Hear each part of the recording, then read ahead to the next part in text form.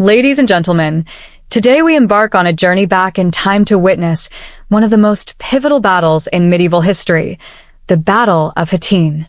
This decisive clash, fought on July 4th, 1187, was not merely a contest of arms, but a struggle for dominance over the Holy Land, a region that had been contested for nearly a century.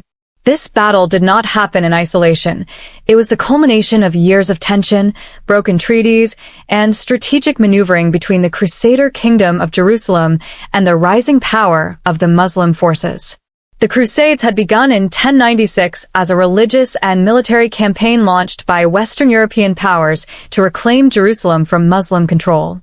By the late 12th century, the Crusaders had established a fragile kingdom in the Levant, but their hold on the region was far from secure. The Muslim world, once divided, had begun to unite under a leader who understood the importance of patience, strategy, and diplomacy. He recognized that in order to reclaim Jerusalem, he first needed to break the military strength of the Crusaders, and Hattin would be the perfect battleground for this purpose. At stake in this battle was more than just land. It was the fate of entire civilizations. The Crusaders, hardened by decades of warfare, believed that their divine mission to hold Jerusalem justified any cost. They had faced countless battles before, but nothing could prepare them for what awaited at Hattin. Meanwhile, their opponents, driven by a vision of unity and reconquest, knew that this battle could change the course of history. As the two great forces marched toward their inevitable confrontation, neither side could afford to lose. The Crusaders understood that if they were defeated, the doors to their cities and fortresses would be thrown open to their enemies. The Muslim forces knew that if they failed, their dream of reclaiming the Holy Land would be delayed, perhaps indefinitely. Thus, the stage was set. Two great armies, each carrying the hopes of their people, would meet under the burning sun of Hattin. What followed was a battle of endurance, strategy, and fate, one that would reshape the medieval world and leave an impact that still echoes through the pages of history. The Battle of Hattin was not just another conflict between the Crusaders and Muslim forces. It was a turning point in the struggle for control over the Holy Land. This battle had enormous strategic significance, as it would determine the future of the Crusader states, the fate of Jerusalem, and the balance of power in the region for years to come. The outcome of this battle would not only influence the next phase of the Crusades, but also send shockwaves across Europe and the Muslim world. By the late 12th century, the Kingdom of Jerusalem, established by the Crusaders nearly a century earlier, was in a precarious position. Though it controlled key cities and fortresses, it was surrounded by a determined and increasingly united Muslim force. The Crusaders had grown overconfident due to past victories, and internal disputes had weakened their ability to effectively govern and defend their territories. Their survival depended on their ability to maintain control over strongholds, supply routes, and, most importantly, access to water sources in the arid climate of the Levant. Hattin was the perfect place for the Muslim forces to strike a devastating blow. The battlefield lay near the Sea of Galilee, one of the most critical water sources in the region. By drawing the Crusaders away from their fortified cities and into the dry, open plains of Hattin, the Muslim army ensured that their enemy would suffer from dehydration and exhaustion. This was a battle not just of swords and spears, but of strategy, patience, and control over resources. The outcome of this battle would determine who held Jerusalem, the most sacred city for both Christians and Muslims. The Crusaders had taken the city in 1099 after a brutal siege, and it had remained in their hands for nearly a century. If they lost at Hattin, they would lose more than just soldiers and land. They would lose their grip on the holy city itself. For the Muslim forces, victory at Hattin meant the opportunity to restore Jerusalem to their rule, an achievement that would be remembered for generations. Furthermore, the battle had significant consequences beyond the immediate region. The Crusader defeat at Hattin would send shockwaves through Europe, leading to calls for a new crusade. The loss of Jerusalem, if it came to pass, would be an event so momentous that it would unite Christian rulers who had long been divided by their own conflicts. The battle was not just about the here and now. It was about shaping the future of the Crusades, the politics of Europe, and the destiny of the Middle East. Thus, Hattin was far more than a simple military engagement. It was a test of endurance, leadership, and tactical brilliance. The decisions made on that battlefield would decide the fate of kingdoms, the course of history, and the lives of thousands. The world was watching, and the stakes had never been higher. The Crusader army that marched toward Hattin was led by King Guy of Jerusalem, a man whose leadership would be tested in ways he had never imagined. At his side stood some of the most powerful and experienced military leaders of the Crusader states, including Reinald of Chatillon, the Grand Masters of the Knights Templar and the Knights Hospitaller, and several high-ranking nobles. Together, they commanded one of the largest Crusader armies ever assembled in the Holy Land. However, despite their strength in numbers and battlefield experience, internal divisions, overconfidence, and a lack of strategic foresight would ultimately lead to their downfall. King Guy had come to the throne of Jerusalem in 1186, just a year before the Battle of Hattin. His rule was controversial from the start. Many of the Crusader lords did not trust his judgment, believing him to be weak and easily influenced by those around him. His rise to power had been largely due to his marriage to Queen Sibylla, rather than through any great military or political achievements of his own. This lack of strong leadership skills made him an uncertain commander in one of the most critical moments in the history of the Crusader states.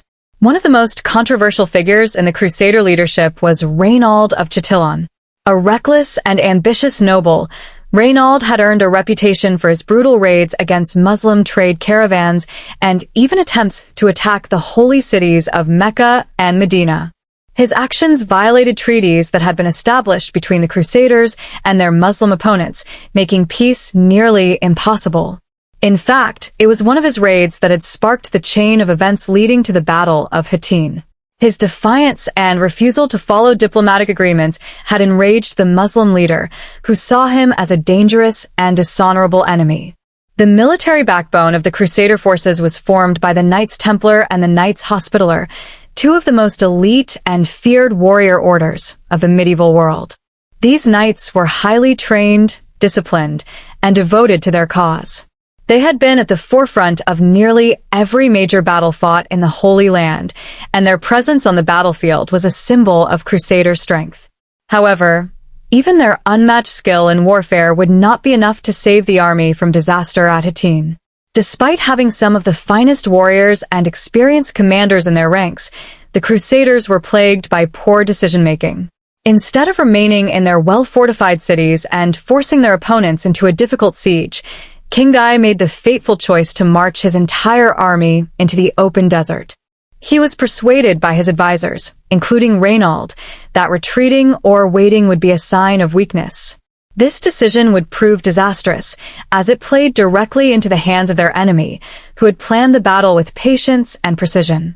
As the Crusader army set out from their stronghold in Sephoria, they did so with high spirits, believing that their numbers and faith would carry them to victory.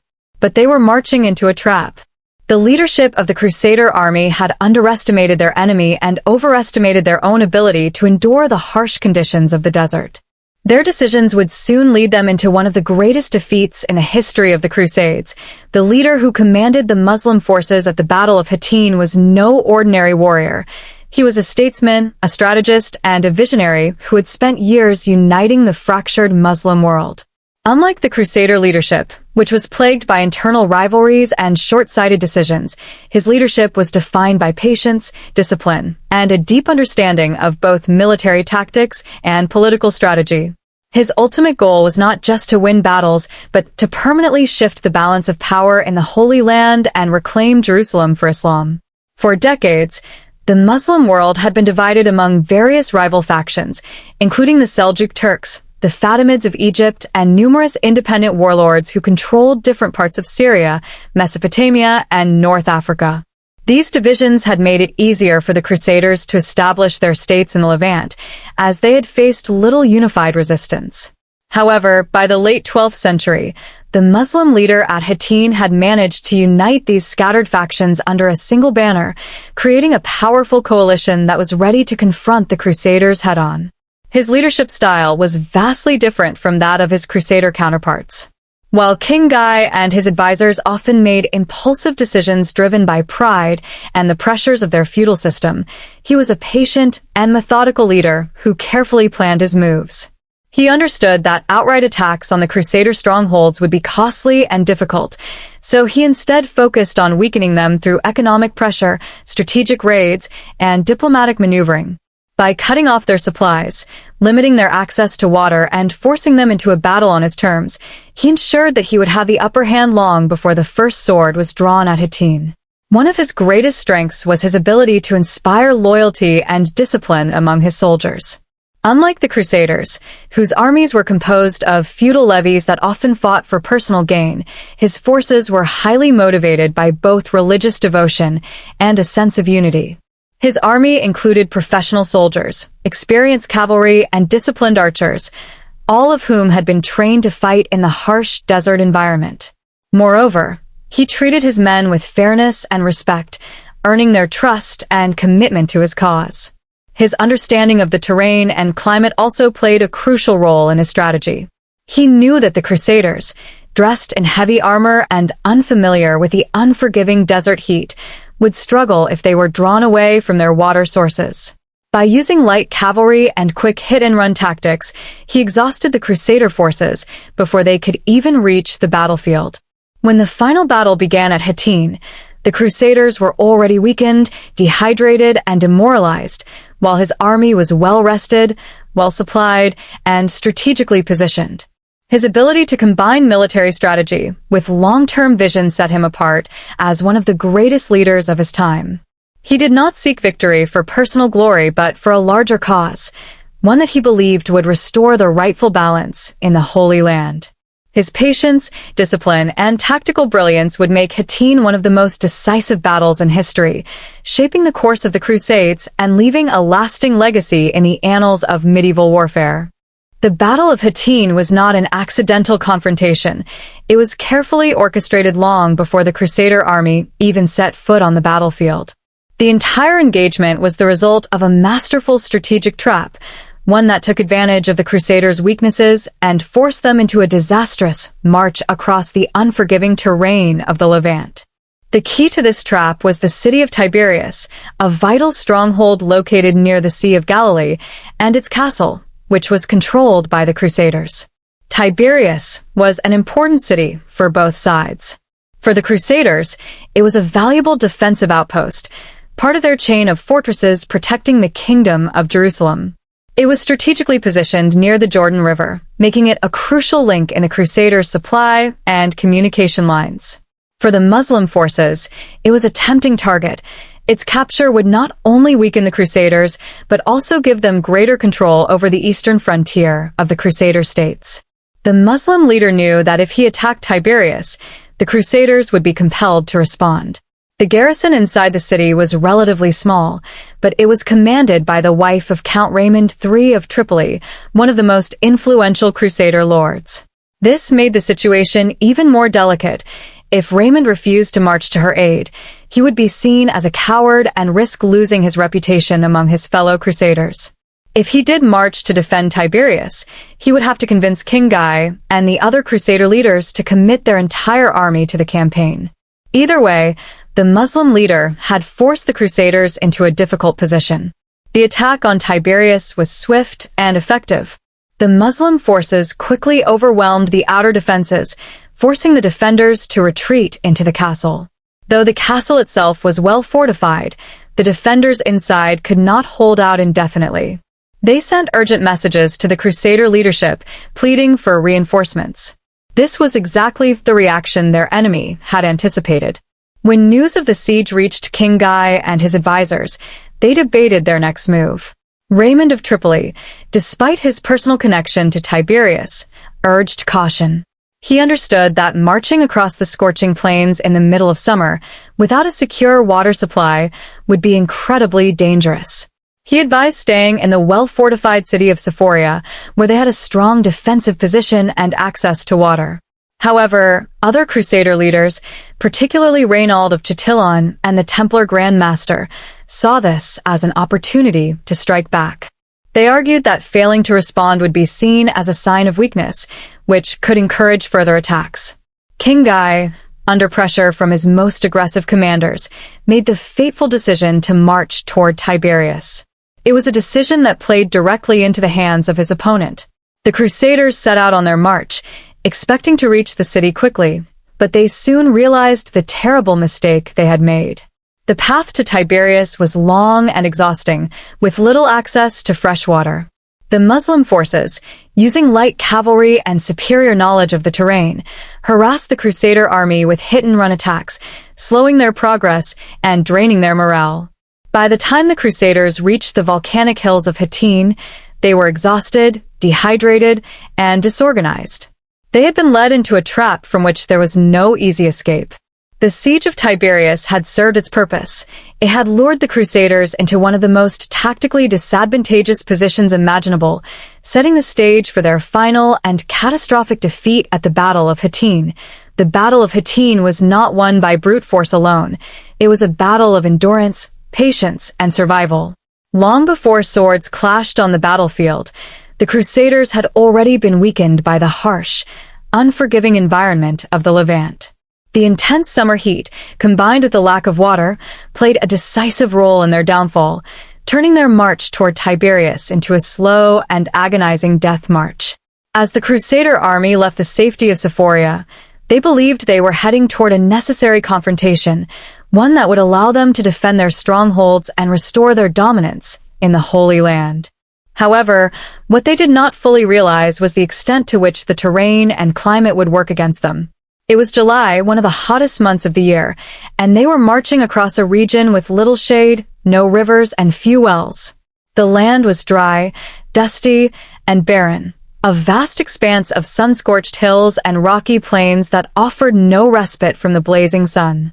The Crusaders, dressed in heavy armor and carrying weapons and supplies, were ill-prepared for such conditions. Chainmail and steel helmets trapped heat, making the soldiers feel like they were burning from within. Their war horses, already burdened by the weight of their riders and gear, struggled to find footing on the loose, dry soil. The army moved slowly, with each passing hour draining their strength. The lack of water was the most devastating factor. The Muslim forces, knowing the terrain well, had control over the wells and water sources along the route. They had even taken the extra step of poisoning or destroying some of the smaller wells to ensure that the Crusaders would find nothing but dust and dry earth when they arrived. Without water, the Crusaders could not refresh themselves, could not tend to their wounded, and could not maintain their fighting strength. Meanwhile, their opponents suffered no such hardship. The Muslim army had access to water supplies that were carefully protected, ensuring that their warriors and horses remained hydrated and strong. Their lighter clothing and armor allowed them to move freely, while their superior mobility let them conduct swift raids on the Crusader column, striking at their flanks and then disappearing into the desert. These hit-and-run tactics further exhausted the Crusaders, forcing them to march even longer distances under the relentless sun. As night fell, the Crusaders hoped for relief, but their suffering did not end. The enemy set fire to the dry grass around them, sending thick smoke into the air and choking the weary soldiers. The fires illuminated the darkness, revealing just how surrounded they were. There was no escape, no place to rest, no way to recover from the hardships of the day. By the time dawn broke on July 4th, 1187, the Crusaders were already broken men. They had marched all night, their throats dry, their bodies drained of strength. They could see the Sea of Galilee in the distance, glimmering like salvation, but it was beyond their reach. Their enemies stood between them and the water, ready for the final confrontation. The battle had not yet begun, but the Crusaders had already lost the most important fight, the fight against the brutal forces of nature. By the time the Crusaders reached the volcanic hills of Hattin, they were no longer an organized army. They were a desperate, weakened mass of men struggling to survive. The harsh march through the arid landscape had left them exhausted, dehydrated, and demoralized, but their hardships were far from over. As dawn broke on July 4th, 1187, they realized that they were surrounded. The enemy had been waiting for this moment, and now, the noose was tightening around the Crusader army. The encirclement was not a coincidence. It was the result of careful planning. The Muslim commander had positioned his forces strategically, ensuring that the Crusaders had nowhere to run. His light cavalry had harassed them throughout the march, forcing them toward Hattin, where the terrain offered no escape. To their west lay the steep cliffs leading down to the Sea of Galilee, an impossible route for an army of heavy knights. To their north and east, the enemy had already taken control of the high ground, cutting off any chance of retreat. To the south, the desert stretched endlessly, offering no water and no shelter. The Crusaders were trapped. The enemy army outnumbered them, but more importantly, they were fresh, well-rested, and well-supplied. While the Crusaders had spent the night in agony, tormented by thirst and exhaustion, their opponents had spent it preparing for the final assault. Their forces consisted of disciplined cavalry, skilled archers, and infantry who knew the terrain like the back of their hands. They had positioned themselves in a way that maximized their advantages, ensuring that the Crusaders would be forced to fight at a disadvantage from the very beginning. As the sun rose higher in the sky, the enemy launched the first phase of their attack. Waves of archers rained arrows down on the Crusader ranks, striking them with deadly precision. The Crusaders, already weak from thirst and fatigue, struggled to raise their shields in defense. Their horses, already half dead from exhaustion, panicked as arrows whistled through the air, causing further chaos in the ranks. Every moment that passed drained the Crusaders of their strength, while their opponents remained in complete control of the battlefield. The Crusaders tried to break free, but every attempt was met with swift and brutal resistance. Whenever they attempted to charge forward, enemy cavalry blocked their advance. Whenever they tried to regroup, another volley of arrows forced them back into disarray. The heat, the dust, and the smoke from burning grass filled the air, making it nearly impossible for them to see or breathe. The once mighty Crusader army, which had marched into battle with confidence, now found itself cornered and at the mercy of an enemy that had planned every move with precision. The realization of their predicament must have been horrifying for the Crusaders. They had fought many battles before, but never had they been so completely trapped. Their banners, once symbols of strength and faith, now fluttered helplessly in the wind as their forces dwindled. Their commanders, once proud knights and lords, now faced the grim reality that they were losing not just a battle, but the entire war. The encirclement was complete, and the final blow was about to be delivered. As the morning sun climbed higher over the hills of Hattin, the Crusader army found itself in a dire and inescapable position. They were encircled, exhausted, and deprived of water, yet they still had one option left: fight to the last man. With no hope of retreat and no reinforcements on the horizon, the Crusaders prepared for their final stand against an enemy that had outmaneuvered them at every turn. The battlefield was a scene of chaos and desperation. The dry earth beneath the Crusaders' feet was scorched by the sun, their bodies weak from dehydration, and their spirits broken by the realization that they had been lured into an unwinnable fight. Their once proud ranks, made up of heavily armored knights, Templars, and Hospitallers, now stood in disarray, their movements sluggish, their swords heavy in their hands. Despite their suffering, they had no choice but to make one last effort. King Guy, still holding his royal standard aloft, gathered his remaining forces for a counterattack. He knew that if he and his knights could break through the enemy lines, they might have a chance to reach the waters of the Sea of Galilee, where they could regroup and possibly fight another day. But this was a desperate hope, one that their opponents had already anticipated. The Muslim forces, disciplined and well-prepared, stood firm as the Crusaders attempted to break their formation.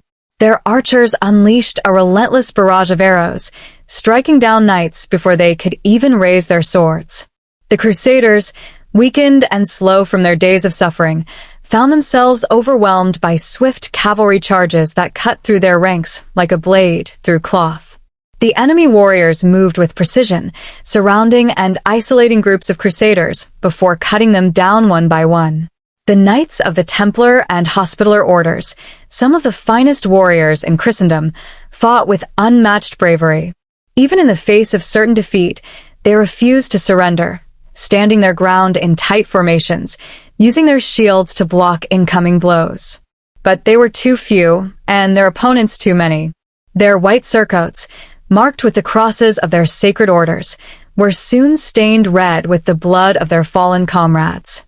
As the battle raged on, the Crusaders' desperate attempts to hold their position began to falter.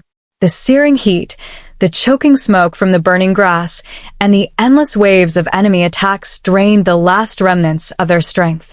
Their once mighty army, which had marched into battle with banners flying and confidence high, was now reduced to scattered pockets of resistance, each fighting its own doomed struggle against the inevitable. The high ground, which had once given the Crusaders a defensive advantage, now became their prison. The enemy forces pressed in from all sides, forcing the remaining knights and soldiers into an ever-shrinking space.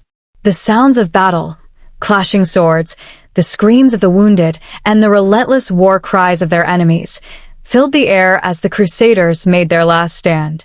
Some fought to the death, refusing to surrender, while others, too weak to continue, fell to their knees, awaiting their fate. It was clear to all who remained that this was the end. The Crusader kingdom's greatest army had been crushed, its leaders surrounded, and its warriors cut down. The battlefield, once filled with the shining armor of Europe's finest knights, was now littered with bodies, broken weapons, and abandoned banners. The final blow was about to be struck, sealing the fate of the Crusader army and changing the course of history forever. As the last pockets of Crusader resistance collapsed on the battlefield, the fate of the Kingdom of Jerusalem was sealed. The once proud army that had marched into battle with banners flying and swords drawn was now reduced to scattered groups of exhausted, broken men. Among them stood the highest-ranking nobles and leaders of the Crusader states, their shining armor now tarnished with dust, sweat, and blood. These men had commanded vast territories, led armies, and shaped the course of the Crusades. Now they were prisoners. The capture of the Crusader leadership was a moment of immense significance. King Guy of Jerusalem, who had led his army into this disastrous campaign, found himself at the mercy of his opponent. Just days earlier, he had been the ruler of one of the most powerful Christian kingdoms in the Levant, commanding thousands of knights and soldiers. Now, he was a defeated monarch, stripped of his power, his army destroyed, and his kingdom left vulnerable to conquest. Alongside him was Reynold of Chatillon, a man whose reckless ambition had played a crucial role in provoking the conflict. Known for his cruelty and disregard for peace treaties, he had raided Muslim caravans, attacked pilgrims, and even threatened the holy cities of Mecca and Medina. His actions had made him a hated figure among his enemies, and his capture was especially significant. Unlike King Guy, who was seen as a ruler who had simply made poor decisions, Reynold was viewed as a direct instigator of war, one who had invited the wrath of his opponent upon the Crusader states. Also among the prisoners were the Grand Masters of the Knights Templar and the Knights Hospitaller, the leaders of the most formidable military orders in Christendom. These knights had been the backbone of the Crusader military effort, feared for their discipline, skill, and religious devotion. Their presence at Hattin had symbolized the strength of the Christian forces, but now, they too were captives. The defeated Crusader nobles were brought before their opponent, who now stood as the undisputed master of the battlefield. The contrast between victor and vanquished could not have been greater. One stood tall, his forces intact, his strategy flawlessly executed, while the other knelt in humiliation, his kingdom crumbling before his eyes. The moment was not just a military victory, it was a political and symbolic triumph. The fall of the Crusader leadership meant that the path to Jerusalem was now open, with no major army left to defend it. But the fate of the prisoners varied. King Guy, despite his role as ruler, was treated with relative leniency. He was a defeated king, but he was still a king, and his captor understood the value of showing mercy to a monarch. However, Reynold of Chatillon was another matter. His long history of breaking treaties and attacking civilians had made him one of the most despised figures in the conflict. His captor had not forgotten his crimes, and Reynald's fate would be swift and brutal. The captured knights of the Templar and Hospitaller orders faced their own grim destiny. These warrior monks were seen not just as soldiers, but as fanatical crusaders who had waged war relentlessly against their opponents for decades. Their reputation as fearless fighters made them valuable warriors on the battlefield, but in defeat, it made them a liability. Their captor knew that if they were allowed to live, they would only return to the fight once more. The decision regarding their fate would send a clear message to the rest of the Crusader world. As the dust settled over the battlefield of Hattin, the Crusader leadership lay in chains. Their banners, once symbols of power, now lay discarded in the dirt. Their kingdom, once a bastion of Christian rule in the Holy Land, was now defenseless. The consequences of this moment would be felt far beyond the battlefield, shaping the fate of the Crusades and the struggle for Jerusalem. As the dust settled over the battlefield of Hattin, the fate of the Crusader army was no longer in their own hands. Thousands of Christian knights, soldiers, and footmen lay dead on the scorched earth, while the survivors stood as prisoners, awaiting their destiny. Among them were the warriors of the two most powerful military orders of the Crusades, the Knights Templar and the Knights Hospitaller. These elite warriors had long been the backbone of the Crusader military effort, feared for their discipline, bravery, and religious devotion. But now, stripped of their weapons and armor, they were at the mercy of their captors, and their fate would serve as a message to the entire Christian world. The Templars and Hospitallers were not ordinary knights. They were monks as well as warriors, bound by strict religious vows, sworn to defend the Christian faith, and dedicated to the cause of the Crusades. Their military prowess was unmatched, and they had fought fiercely in every major battle of the Crusader states. But their reputation as relentless warriors also made them dangerous prisoners. Their captor knew well that if they were ransomed or released, they would not return to Europe in defeat. They would return to the battlefield, leading more Crusaders in yet another holy war. The risk of allowing them to live was too great. And so, a grim decision was made. Unlike the common soldiers, who were either taken as slaves or allowed to go free, the Knights of the Templar and Hospitaller orders were singled out for execution. The reasoning was clear. By eliminating them, the Crusader military forces would be permanently weakened. Without these elite warriors, the defenses of the remaining Crusader strongholds would crumble, and future resistance would be greatly diminished. One by one, the knights were brought forward, their hands bound, their heads held high even in the face of death. They had spent their lives preparing for this moment, believing that death in battle or martyrdom was their highest calling. There was no begging for mercy, no cries for help, only silent prayers and the solemn acceptance of their fate. The execution was carried out swiftly, and the bodies of the fallen knights lay in the dust, marking the end of an era. The mass execution of the Templars and Hospitallers sent shockwaves across Christendom.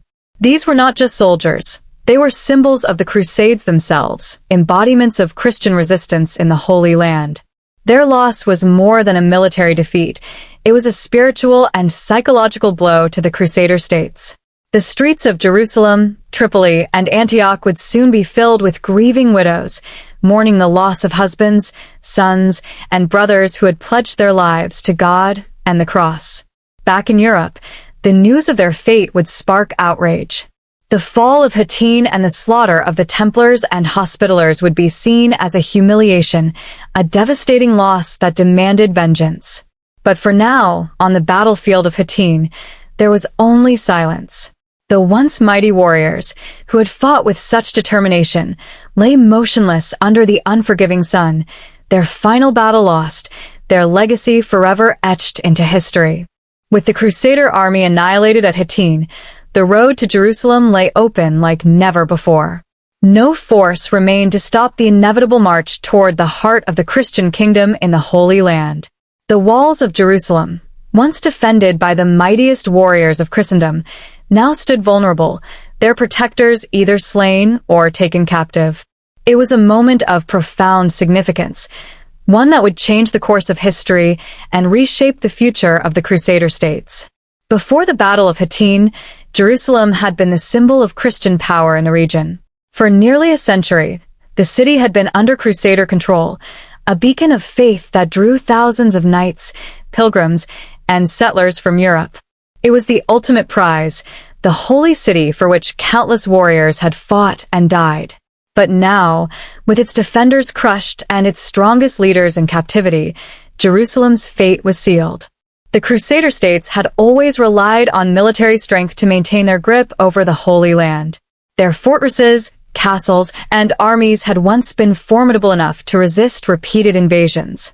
But Hattin had changed everything. Not only had the Crusaders lost their largest field army, but they had also lost their most experienced commanders and their bravest warriors. The Knights Templar and Hospitaller, who had been the core of their military might, had been wiped out in large numbers.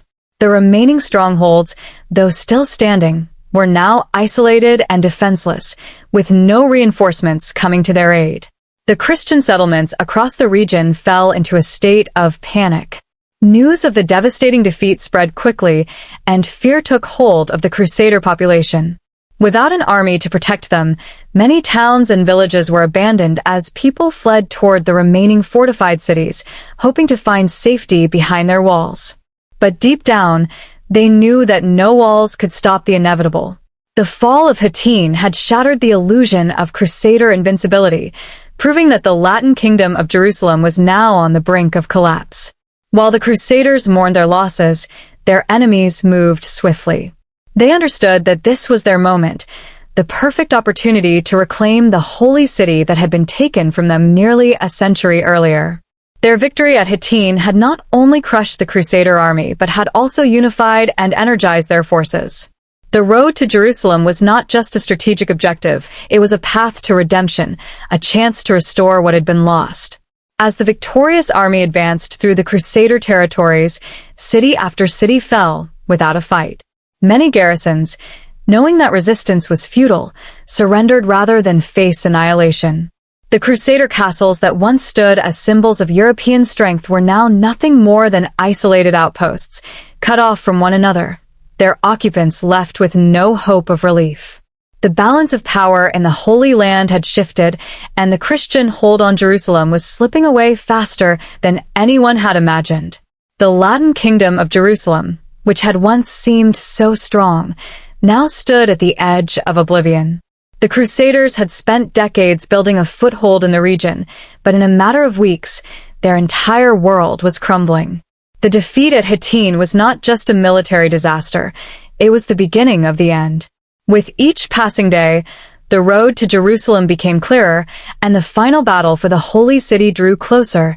In the wake of the catastrophic defeat at Hattin, the Crusader states were left in a state of complete disarray. The Latin Kingdom of Jerusalem, once the most powerful Christian stronghold in the Holy Land, now found itself on the verge of collapse. The battle had not only resulted in the loss of an army, but had also shattered the morale of the Crusader forces, leaving their remaining cities and castles vulnerable to swift conquest. The Crusader castles and fortresses, which had once served as strongholds of Christian power, now stood as isolated outposts with little hope of reinforcement. Without an army to defend them, their defenders faced an impossible choice: surrender or resist and face inevitable destruction. Many of these strongholds, realizing that no help was coming, chose to capitulate rather than be slaughtered. The fear of what had happened at Hattin weighed heavily on the minds of the remaining Crusader leaders, and they understood that continuing to fight would only prolong the inevitable. The cities along the coast, Acre, Tyre, and Jaffa, became the last hopes of the Crusaders. These port cities had long served as lifelines to Europe, bringing supplies, reinforcements, and new waves of Crusaders. However, the loss of the kingdom's interior meant that they were now cut off from Jerusalem and the surrounding territories. Many of the surviving knights and soldiers who had escaped the disaster at Hattin fled to these cities, hoping to regroup and make a final stand.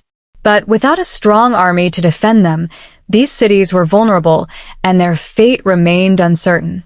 Meanwhile, in Jerusalem itself, panic spread among the people. The city, which had been under Christian control for nearly a century, was now defenseless. The defeat at Hattin had left it without a garrison strong enough to repel an attack. The walls were still standing, and the gates were still fortified, but without soldiers to man them, these defenses meant little. The leaders of Jerusalem knew that an attack was imminent and that they had little hope of resisting it. The fall of Hattin also had a profound impact beyond the Holy Land. In Europe, the news of the disaster sent shockwaves throughout the Christian world. The idea that the Crusader kingdom, the bastion of Christendom in the East, was on the brink of destruction was almost unthinkable. For decades, Christian knights and rulers had poured resources, men, and money into maintaining their grip on the region, and now it was all unraveling.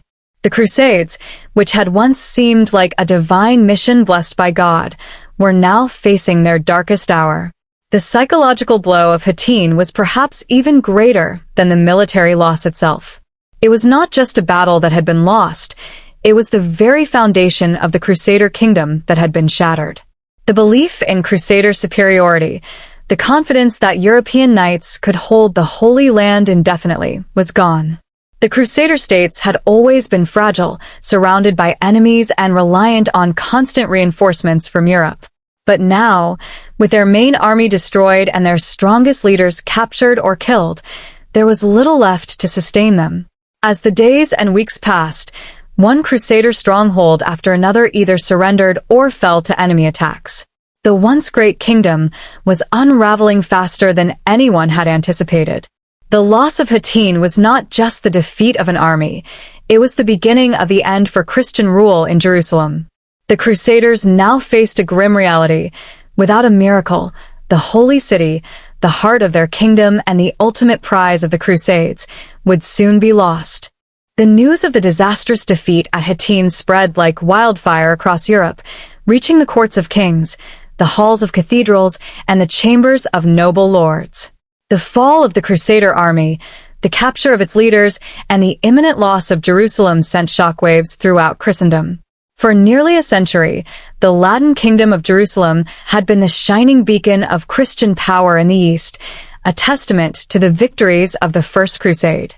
Now, with its army annihilated and its strongholds falling one by one, the Crusader cause seemed on the brink of total collapse. When the reports of the defeat arrived in Rome, the Pope was overcome with grief and disbelief. The papacy had long supported the Crusader states, viewing them as a divine mission to reclaim and protect the Holy Land. But the scale of the defeat at Hattin was unlike anything seen before. It was not just a setback, it was an existential crisis for Christendom. The Church, which had encouraged knights and kings to take up the cross, now faced the grim reality that all their efforts over the past century could soon be erased. Across Europe, the reaction was one of shock, mourning, and anger. The nobility, many of whom had family members fighting in the Crusader states, were devastated to learn that their sons, brothers, and fathers had either been killed or taken captive. The common people, who had long viewed the Crusader kingdoms as symbols of Christian strength, were stunned by the sudden turn of events.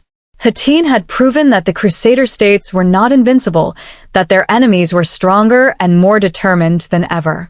The clergy wasted no time in framing the disaster as a divine test, a call for renewed effort and sacrifice. Sermons were delivered in churches across Europe, urging the faithful to rally to the cause. The defeat was not just a military failure, they preached, but a punishment for the sins of Christendom. The Christian world had grown complacent, indulgent, and divided, and now they were paying the price. The only way to atone, they insisted, was to take up the cross once more and march to the Holy Land. Kings and rulers across Europe found themselves under immense pressure to respond. The Crusader states had long depended on support from the West, and now, in their hour of greatest need, they expected reinforcements. But Europe was not the same as it had been during the First Crusade. Political rivalries, conflicts between kingdoms, and struggles for power made it difficult to unite under a common cause. Some rulers hesitated, wary of the risks and costs of another crusade.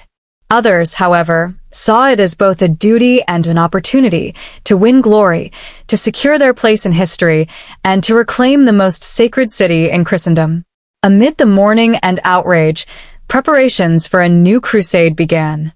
Letters were sent, alliances were formed, and knights from across the continent started to gather. The fall of Hattin had awakened Christendom in a way that no previous defeat had. The loss of an army was one thing, but the potential loss of Jerusalem itself was unthinkable. The call to arms rang out, and across Europe, the crusading spirit was reignited. The devastating defeat at Hattin and the rapid collapse of the Crusader states set into motion one of the most significant military responses in medieval history, the call for the Third Crusade. In the aftermath of Hattin, as the Christian world came to terms with the loss of its greatest army and the impending fall of Jerusalem, the rulers of Europe could not remain passive. The very foundation of Crusader rule in the Holy Land was crumbling, and without immediate action, Christendom's century-long struggle to hold Jerusalem would end in complete failure. The call for a new crusade began almost as soon as the news of Hattin reached Europe. The Pope, upon hearing of the catastrophe, was struck with grief but wasted no time in declaring that Christendom had a moral and religious duty to reclaim what had been lost. From the pulpits of grand cathedrals to the rural churches of small villages, priests preached sermons of urgency, warning the faithful that if they did not act now, the Holy Land would be lost forever. The message was clear. This was not just another war. It was a divine mission, a test of Christian resolve, and an opportunity for redemption after the sins that had supposedly led to God's punishment at Hattin. Unlike the First and Second Crusades, which had relied largely on voluntary participation from knights and nobles seeking religious merit or personal glory, the Third Crusade would be led by the most powerful monarchs of the Christian world. The responsibility to avenge Hattin and reclaim Jerusalem fell upon the shoulders of Europe's greatest rulers, and soon, three of the most renowned kings of the era took up the cross. The first was Frederick I Barbarossa, the Holy Roman Emperor. A veteran warrior and one of the most powerful rulers in Europe, he commanded an empire that stretched across much of Central Europe. His participation alone brought legitimacy and strength to the crusade, as he had access to vast resources and a disciplined army. His reputation as a military leader made him a formidable force, and his commitment to the crusade was unwavering. The second was Richard I of England, famously known as Richard the Lionheart. He was one of the most skilled and celebrated military commanders of the age, and his reputation as a warrior king was already well established. Brave, ambitious, and deeply committed to the crusading cause, Richard's involvement in the Third Crusade would cement his legacy as one of the greatest figures of the medieval period. The third was Philip II of France, the king of the most powerful kingdom in Western Europe. Though his motivations were often more political than religious, he could not ignore the growing pressure to act. As the ruler of France, a country that had contributed heavily to the earlier Crusades, he had little choice but to answer the call and lead his forces alongside Richard and Frederick. As these great kings prepared their armies, the enthusiasm for the Crusades spread throughout Europe. Thousands of knights, soldiers, and peasants took up the cross, eager to redeem the failures of Hattin and restore Christian rule in the Holy Land. The memory of their fallen comrades, the humiliation of the defeat, and the desperate cries of the remaining Crusader states fueled their determination. This was not just about reclaiming lost land. It was about avenging the dead, restoring Christian honor, and proving that Christendom would not be defeated so easily. But the road to the Third Crusade was not without challenges. Political rivalries between the kings threatened to divide their efforts. Logistical struggles made assembling such a massive force difficult, and the journey itself would be fraught with dangers. However, despite these obstacles, one thing was certain: the Christian world would not allow the loss of Jerusalem to go unanswered. The defeat at Hattin had set the stage for one of the most legendary military campaigns in history, a crusade that would bring some of the most powerful rulers of Europe face to face with their greatest adversary yet. The Battle of Hattin was not just a clash of armies, it was a defining moment that reshaped the course of medieval history. Its consequences rippled far beyond the battlefield, influencing the politics, religion, and warfare of both the Christian and Muslim worlds for generations to come. It was a battle that symbolized the end of Crusader dominance in the Holy Land and marked the beginning of a new era of struggle between East and West. For nearly a century before Hattin, the Crusaders had maintained a fragile hold over the Holy Land. Their victory in the First Crusade had led to the establishment of Christian states in the region, including the Latin Kingdom of Jerusalem. These states, however, were always vulnerable.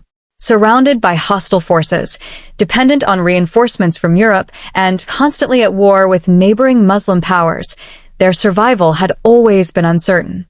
Yet, for nearly 100 years, the Crusaders had defied the odds, building castles, fortifying cities, and maintaining their rule over some of the most sacred lands in history.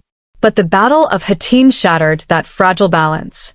It exposed the weaknesses of the Crusader states, their dependence on European support, their internal divisions, and their failure to adapt to the changing military and political landscape of the region. The battle was not just a military loss. It was a turning point that led to the downfall of Christian power in the Levant. After Hattin, the Crusader states were never the same again. The defeat also highlighted the rise of a new and formidable force in the Muslim world. For decades, the Muslim states had been divided, often fighting among themselves as much as they fought the Crusaders. But by the time of Hattin, unity had been achieved under a single, brilliant leader. This unity, combined with superior tactics and a deep understanding of the terrain, had given the Muslim forces a decisive advantage. The victory at Hattin was not just a battle won, it was the culmination of a long and carefully orchestrated campaign to reclaim the Holy Land. The psychological impact of the battle was profound. For the Crusaders, it was a humiliating and demoralizing defeat. The belief that they were divinely favored, that they were the rightful rulers of the Holy Land, was shattered in the face of such overwhelming loss. The fall of their leaders, the destruction of their armies, and the capture of their most sacred relics left them reeling. Across Europe, the reaction was one of shock and horror. How could God have allowed such a disaster? How could the Christian world have failed so completely? For the Muslim world, the victory at Hattin was a moment of triumph, a sign that their long struggle against the Crusaders was finally bearing fruit. The battle was not just a military success, it was a symbol of redemption, a moment that proved that the Holy Land could be reclaimed, that the Crusaders were not invincible, and that unity among the Muslim forces could achieve great victories. It inspired future generations, strengthened resolve, and set the stage for further conquests that would push the Crusaders to the brink of extinction. The legacy of Hattin would live on in the annals of history, studied by military commanders, religious leaders, and scholars for centuries to come. It was a battle that demonstrated the importance of strategy, the consequences of poor leadership, and the power of unity in warfare. It reshaped the geopolitics of the medieval world, influenced future crusades, and left an indelible mark on the collective memory of both Christians and Muslims. The battle was not just a historical event, it was a defining moment that changed the course of history forever.